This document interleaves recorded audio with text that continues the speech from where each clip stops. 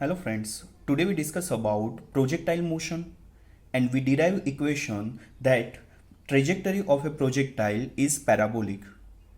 So first question is what is projectile motion? So projectile motion that means when any object is thrown at an angle other than right angle on the earth performs the projectile motion. When any object is thrown at an angle other than right angle, then it performs projectile motion. So projectile motion is a form of motion in which an object is thrown with some initial velocity. Here we consider initial velocity, that is u, and it moves along a curved path under the action of gravity alone. Then it is called projectile motion. So what is the condition for projectile motion? First condition is object is thrown at an angle other than right angle, and second condition is object is thrown with some initial velocity u, and if it moves along a curved path under the action of gravity alone, then it is called projectile motion. So it is an example of two-dimensional motion. Two-dimensional motion means motion in x direction and motion in y direction. So it is an example of two-dimensional motion with constant acceleration. So where you see this type of motion?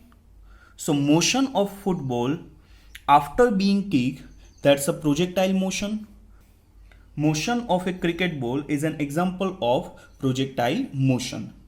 So projectile motion, that means when any object is thrown at an angle other than right angle on the earth performs projectile motion. And projectile motion is a form of motion in which an object is thrown with some initial velocity near the earth's surface, and if it moves along a curved path under the action of gravity alone, then it is called projectile motion. So here projectile motion is a motion in two dimension, and here we will ignore air resistance. Here projectile is projected with initial velocity u, making an angle theta with x-axis as shown in figure. And we know that if there is an inclined component, we always resolve in two component. First one is horizontal and second one is vertical. So here initial velocity, that is u, making an angle theta.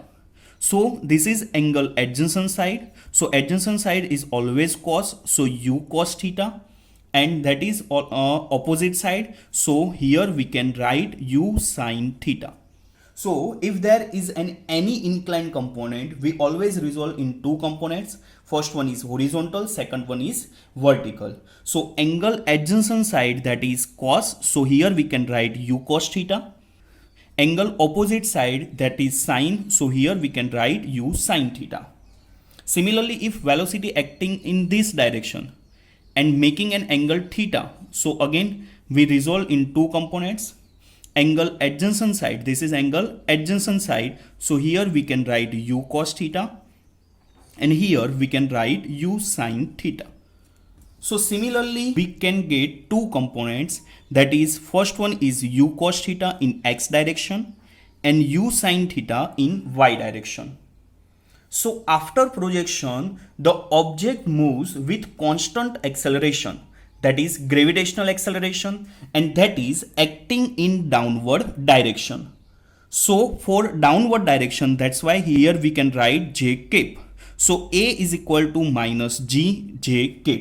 Again I repeat, after projection the object moves with constant acceleration, that is gravitational acceleration, and we know that gravitational acceleration acting in downward direction. So this is a y direction, so here we can write j cap. So a is equal to minus g j cap. So that's why we can write here again acceleration. So here ax, acceleration in x direction, that is 0, because here acceleration is only in y direction, that is gravitational acceleration in downward direction. So acceleration in x direction, that is 0, and acceleration in y direction, that is minus g. So here we can conclude that if acceleration is zero, what do you mean by acceleration? Acceleration, that means rate of change of velocity with respect to time. So if acceleration is zero, what does it mean? When derivative of velocity with respect to time, that is zero, that means this quantity is constant. So velocity in x direction is constant. Here velocity can be resolved in two components, that is u cos theta and u sin theta. And if acceleration in x direction, that is zero, that means this component of velocity remains constant. So horizontal motion with constant velocity, that is u cos theta, and vertical motion with constant downward acceleration g and starting velocity, that is u sin theta. So here projectile motion is an example of two-dimensional motion with constant acceleration. First one is horizontal motion with constant velocity, that is u cos theta. Why velocity is constant? Because acceleration in x direction, that is zero, and we know that acceleration is it is the rate of change of velocity with respect to time. If acceleration zero, that means this quantity remains constant, means velocity in x direction remains constant. So at every point velocity in x direction, that is u cos theta, at every point the velocity remains constant in x direction. And second direction, that is vertical motion with constant downward acceleration and starting velocity, that is u sin theta. But here vertical motion also divided in two parts. Vertical motion in the upward direction with constant retardation. Here retardation takes place because u sin theta acting upward, and there is always gravitational acceleration that acts in downward direction that oppose this motion. That's why vertical motion in the upward direction with constant retardation, speed is continuously decreasing during the first half of the total motion. At maximum height, velocity component in y direction, that is 0, means Vy is equal to 0.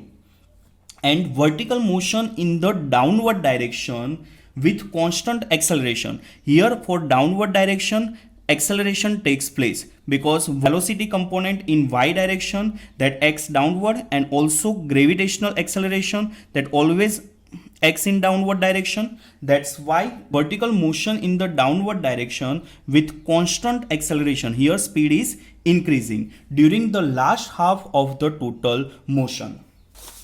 So vertical motion in the upward direction with constant retardation during first half of the total motion.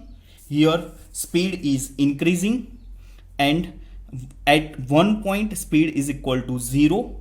And vertical motion in the downward direction with constant acceleration. Here speed is increasing. So with constant acceleration during the last half of the total motion. Combining the equations of the above two motion, we shall get the equation for projectile motion. Now, when the projectile reaches the point P, at that time, distance traveled for horizontal motion is x, and for vertical motion is y, as shown in figure. So equation for horizontal motion with constant velocity. We know that speed is equal to distance divided by time. So distance is equal to speed multiply time. So here we find distance in x direction. So instead of d, we can write x, and velocity in x direction, that is remains constant, that is velocity in x direction, that is u cos theta. So here we can write equation for horizontal motion with constant velocity, that is distance travel is equal to x is equal to velocity in x direction multiply time. So x is equal to in x direction, that is u cos theta multiply time. So velocity in x direction, that is u cos theta multiply time as it is. So distance traveled, that is x is equal to u cos theta multiply t, equation number 1. And using equation of motion, s is equal to ut plus 1 by 2 at square. For vertical motion, acceleration that is gravitational acceleration that acting downward. So instead of a, we can write minus g. So here we find vertical distance. So vertical distance, that is y. So here we put y is equal to, in y direction, velocity is u sine theta. So instead of u, we can write u sine theta multiply t as it is plus 1 by 2 at square. So instead of a, we can write a is equal to minus g, because in vertical direction there is a gravitational acceleration that acts downward. That's why minus g. So minus 1 by 2 gt square, equation number 2. From equation number 1, here we subject t. So t is equal to x divided by u cos theta. So from equation number 1, we can write t is equal to x divided by u cos theta. Put this value in equation number 2. So we get y is equal to u sine theta as it is. Instead of t, we can put the value x divided by u cos theta minus 1 by 2g as it is. Instead of t, we can write x divided by u cos theta and here square. So x divided by u cos theta whole square. So equation is y is equal to tan theta x minus 1 by 2 g divided by u square cos square theta into x square. So here we can see that the value of theta, g and u, that is, remains constant, and hence it can be said to have form y is equal to, that is, ax plus bx square.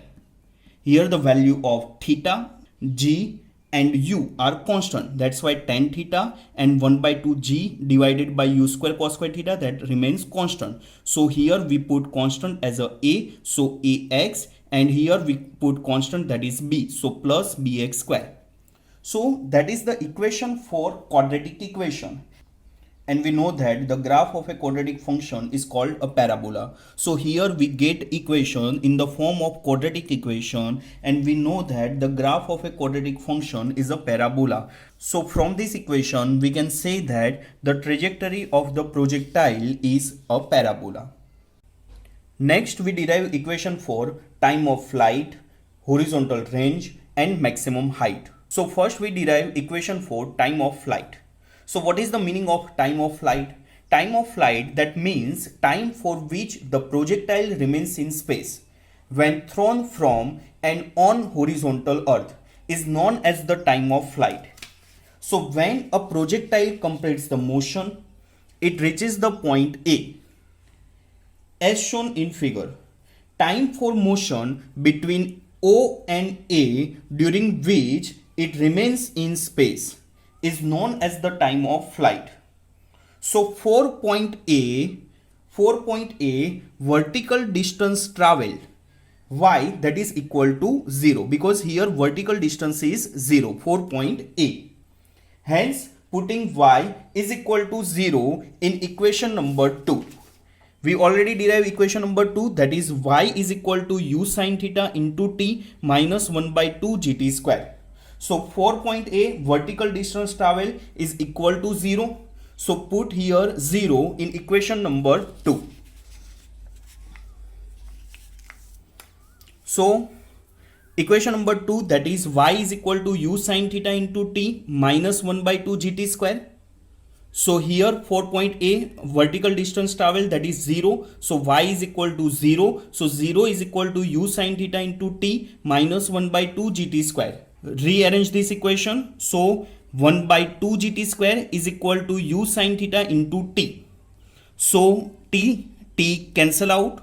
So small t is equal to u sine theta into 2 divided by g. So t is equal to 2u sine theta divided by g. So we can say that time of flight, that is 2u sine theta divided by g. So easily we derive this equation for time of flight. Easily you remember that time of flight, that means time for motion between O and A during which it remains in space. and 4 point A vertical distance travel, that is 0. So put this value in equation number 2. So we get equation time of flight, that is 2u sin theta divided by g. Next we derive equation for maximum height. So for maximum height we use equation of motion, that is v square is equal to u square plus 2as.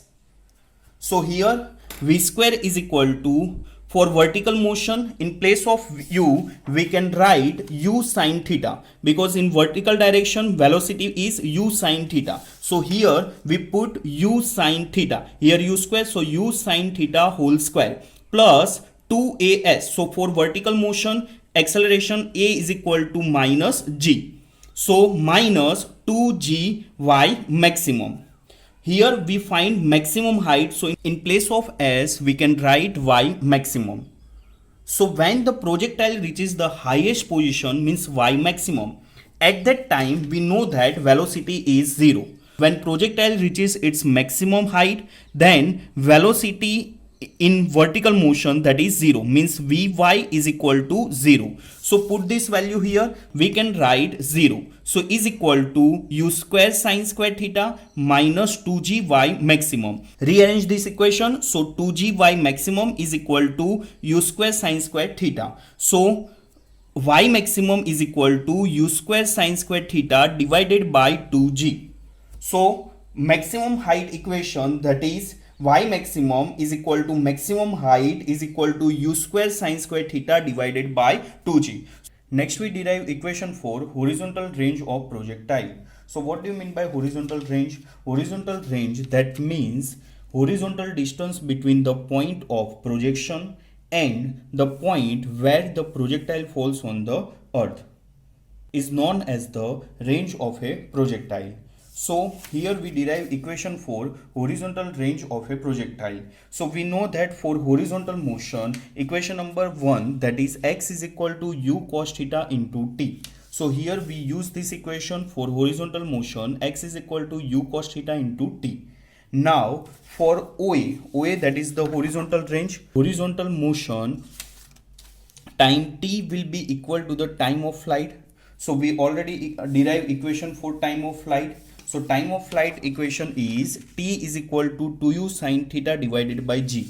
So here we use equation t is equal to 2u sin theta divided by g. So put this value in above equation. So x is equal to horizontal range is equal to u cos theta multiply t. So instead of t we can write 2u sin theta divided by g.